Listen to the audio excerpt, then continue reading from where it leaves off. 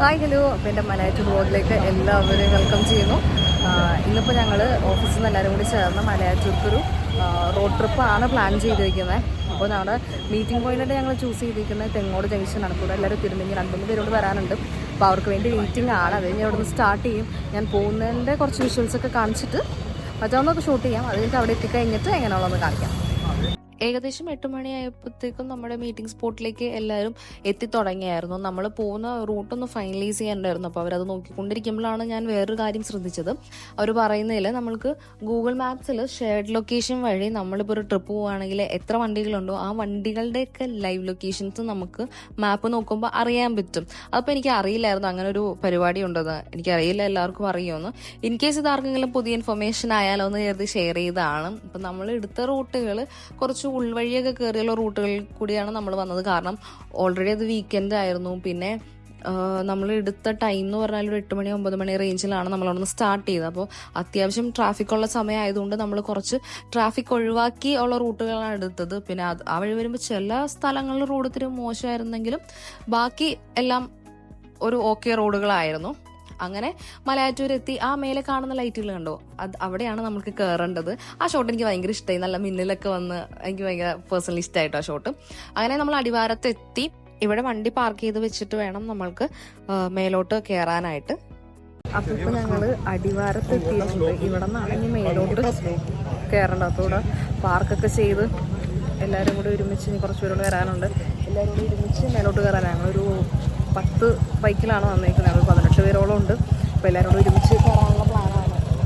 കാരണം അങ്ങോട്ടായിരിക്കണം ഈ കയറേണ്ട വഴി എന്നാണ് എനിക്ക് തോന്നുന്നത്. നോക്കാം.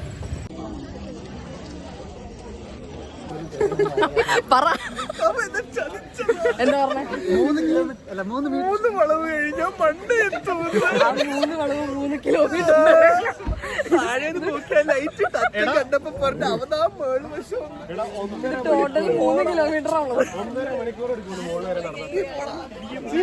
എനിക്കിതൊരു ഫസ്റ്റ് എക്സ്പീരിയൻസ് ആയിരുന്നു. ഞാൻ ഇതിനു മുമ്പ് മലയാറ്റൂർ വന്നിട്ടില്ല.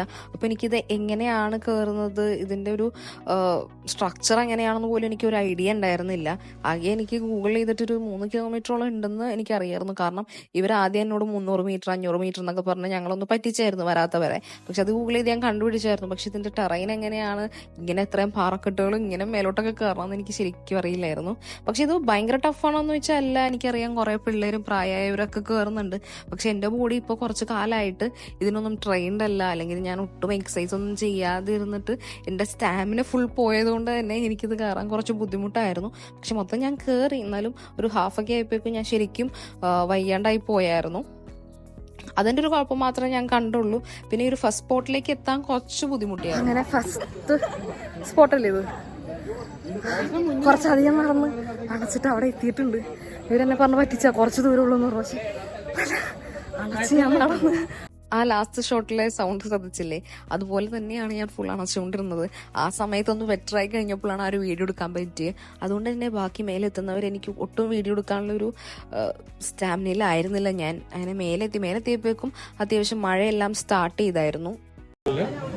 ആന വന്നിട്ട് ഇവിടെ വന്ന് ആന കുത്തി. അത് കഴിഞ്ഞിട്ട് പിന്നെ ആക്ച്വലി ഇവിടെ ക്ലാസ് ഉണ്ടായിരുന്നില്ല, പിന്നെ ക്ലാസ് ഇട്ടതാ. ഈ ഗ്രില്ലും ഉണ്ടായിരുന്നില്ല. പണ്ട് ഞാൻ വന്നു ഈ ഗ്രില്ലൊന്നും ഉണ്ടായിരുന്നു. നേരത്തെ കണ്ടത് ആനകുത്തിയ പള്ളിയാണ്. അപ്പോൾ ജെറിന് എനിക്കത് എന്താന്ന് എക്സ്പ്ലെയിൻ ചെയ്ത് തരുമായിരുന്നു. പിന്നെ ഇത് അവിടുത്തെ ഹോളി വാട്ടർ പോലെ എല്ലാവരും വന്ന് കുടിക്കുകയും കുപ്പിയിലാക്കി കൊണ്ടുപോകുന്ന വെള്ളമാണ്. പിന്നെ പൊന്നും കുരിശ് വന്ന് കണ്ടു. അതിനുശേഷം അതിൻ്റെ നേരെ ഓപ്പോസിറ്റ് അവിടെ കുർബാന നടന്നുകൊണ്ടിരുന്ന പള്ളിയുണ്ട്. രാത്രിയൊക്കെ കുർബാന ഉണ്ട്. പിന്നെ ഞങ്ങൾ നേരെ സെയിൻറ്റ് തോമസിൻ്റെ കാൽപാദം പതിഞ്ഞ പാറ അത് കാണാൻ പോയായിരുന്നു. പിന്നെ ഞങ്ങൾ ഇറങ്ങി. കാരണം ആ സമയമായപ്പോഴേക്കും നല്ല മഴയായിരുന്നു. പിന്നെ കുറച്ചു നേരം വെയിറ്റ് ചെയ്ത് നിന്നു. എന്നാലും മഴ കുറയാത്ത കണ്ടപ്പോൾ പിന്നെ എന്തായാലും ഇറങ്ങാന്ന് വെച്ചു. ഇറങ്ങാൻ അത്ര ബുദ്ധിമുട്ട് എനിക്ക് തോന്നിയില്ല കയറിയത് വെച്ച് കമ്പയർ ചെയ്യുമ്പോൾ. പിന്നെ ചില സ്ഥലങ്ങളിൽ ഈ മഴയും കോടയൊക്കെ ആയിട്ട് നല്ല വ്യൂ ആയിരുന്നു. വലിയ ബുദ്ധിമുട്ടൊന്നും ഇല്ലാതെ നമ്മൾക്ക് ഇറങ്ങാൻ പറ്റി. മഴ വലിയ കുറവൊന്നും ഉണ്ടായിരുന്നില്ലെങ്കിലും ആ ഒരു രസത്തിന് നമുക്ക് ഇറങ്ങി പോരാൻ പറ്റി.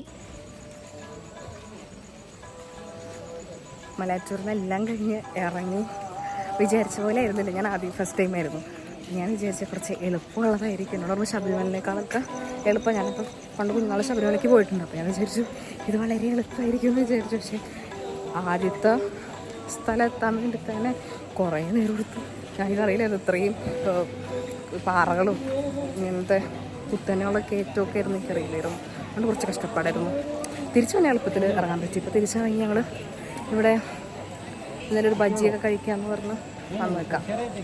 നമ്മൾ വണ്ടി പാർക്ക് ചെയ്ത സ്ഥലത്ത് തന്നെയായിരുന്നു ഈ കട. അപ്പോൾ അവിടെ നിന്ന് എല്ലാവരും ചെറുതായിട്ട് ഈ ബജികളും ചായയും ഉപ്പുസോഡ എല്ലാം കുടിച്ചൊന്ന് റീഫ്രഷ് ചെയ്തതിന് ശേഷം നമ്മൾ അവിടെ നിന്ന് നേരെ തിരിച്ച് സ്റ്റാർട്ട് ചെയ്തു. കാക്കനാടക്ക് തിരിച്ചു പോകുന്നു.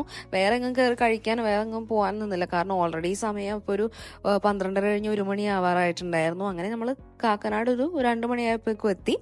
അപ്പോൾ ഇനി അടുത്ത വ്ളോഗിൽ കാണാം. ബൈ.